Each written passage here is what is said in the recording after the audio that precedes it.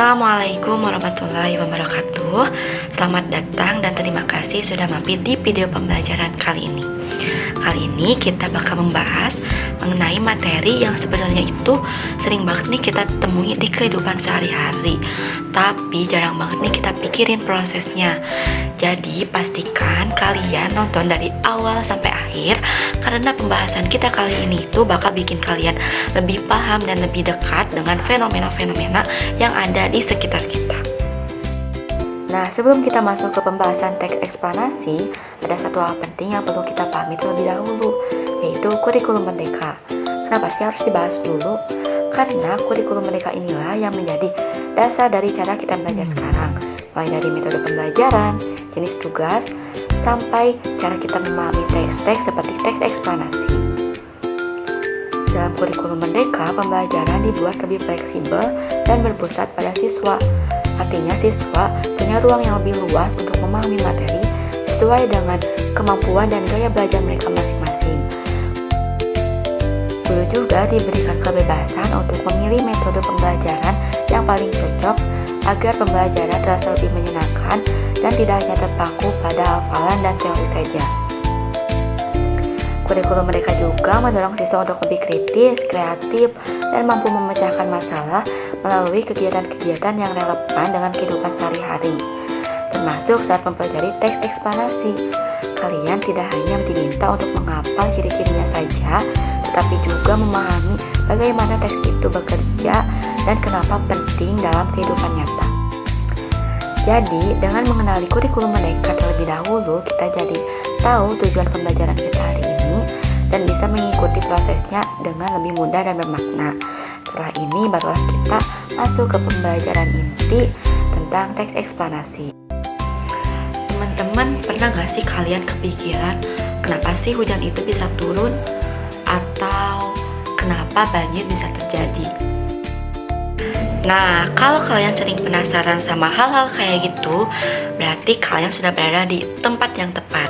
Kali ini kita bakal membahas mengenai teks eksplanasi.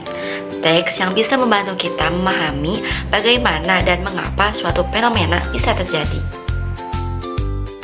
Nah, jadi apa sih teks eksplanasi itu? Jadi, teks eksplanasi adalah teks yang isinya itu menjelaskan proses terjadinya suatu kejadian. Biasanya kejadian yang dijelaskan itu bukan kejadian biasa, tapi fenomena alam, sosial, ataupun ilmiah. Misalnya banjir, gempa bumi, pemanasan global, sampai proses fotosintesis juga bisa banget dijelasin pakai teks eksplanasi. Yang paling penting, teks ini itu berdasarkan fakta, bukan opini, bukan cerita fiksi. Jadi yang dibahas selalu hal-hal nyata yang memang terjadi. Lalu teks ini itu buat apa sih? Nah, tujuan dari teks eksplanasi ini itu sebenarnya sangat sederhana, yaitu untuk memberikan penjelasan yang runtut, logis, dan berdasarkan fakta tentang bagaimana atau mengapa suatu fenomena itu bisa terjadi. Teks ini itu dibuat bukan untuk membujuk, mengajak, ataupun promosi, apalagi buat curhat. Fokusnya itu hanya satu, yaitu agar pembaca itu benar-benar paham proses terjadinya sesuatu secara jelas dan masuk akal. Ada beberapa ciri penting supaya kamu bisa membedakan teks eksplanasi dan teks lainnya. Yang pertama, informasinya berdasarkan fakta. Dalam teks eksplanasi, semua informasi harus sesuai kenyataan. Berbeda dengan teks cerita yang boleh berimajinasi. Teks ini menuntut penjelasan yang benar-benar bisa dibuktikan. Kalau membahas banjir, maka penyebab atau prosesnya itu dijelaskan berdasarkan data dan proses ilmiah, bukan karangan atau katanya.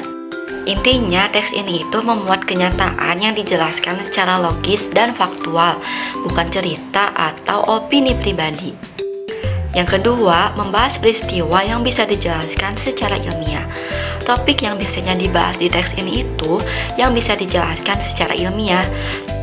Contohnya itu kayak kenapa gunung bisa meletus, atau kenapa bisa ada pelangi, ataupun kenapa banjir sering terjadi saat musim hujan.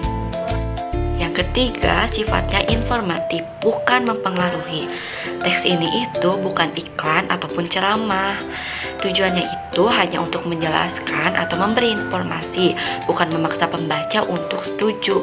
Jadi gaya bahasanya pun netral dan objektif. Yang keempat, membahas hal umum, bukan manusia ataupun tokoh tertentu. Teks ini itu fokus pada peristiwanya, bukan siapa yang mengalaminya. Kalau kita ngebahas gempa, yang dijelasin itu bagaimana gempa itu bisa terjadi, bukan siapa yang mengalami gempanya. Supaya tulisan kita tersusun rapi, teks eksplanasi punya 3 struktur utama. Yang pertama ada pernyataan umum.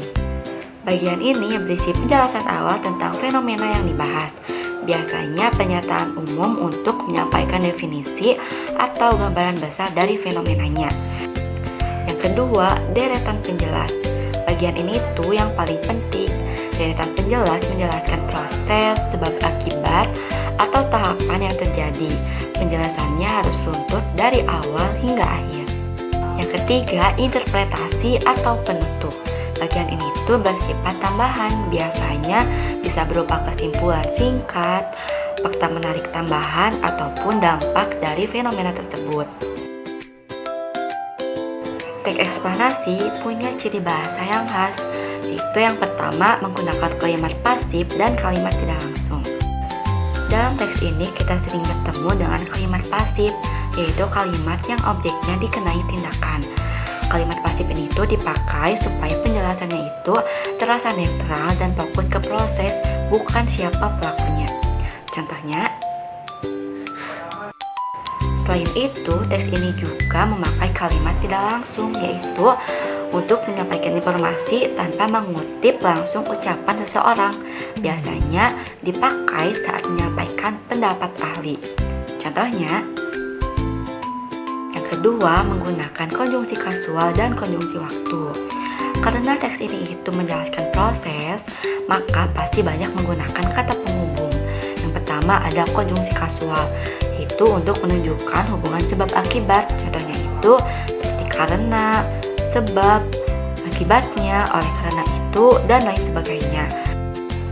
Lalu yang kedua ada konjungsi waktu. Konjungsi ini itu digunakan untuk menunjukkan urutan proses. Contohnya itu lalu, kemudian, setelah itu, ketika, sejak, dan lain sebagainya. Nah, kedua konjungsi ini itu membantu pembaca mengikuti alur penjelasan dari awal, tengah, hingga akhir. Yang ketiga, menggunakan istilah ilmiah. Supaya penjelasannya itu akurat, teks ini itu sering menggunakan istilah ilmiah. Istilah ilmiah ini itu muncul karena topik yang dibahas biasanya fenomena alam atau proses ilmiah. 4. Menggunakan kata kerja material dan kata kerja rasional. Kata kerja material digunakan untuk menggambarkan kegiatan fisik atau peristiwa nyata. Contohnya seperti mengalir, menguap, membeku, meletus, dan lain sebagainya. Sedangkan kata kerja rasional itu berkaitan dengan proses berpikir atau perasaan. Contohnya itu seperti memahami, menyadari, mengerti, dan lain sebagainya. Yang kelima, bahasanya informatif dan jelas. Tujuan utama teks ini itu untuk memberi penjelasan, bukan mempengaruhi.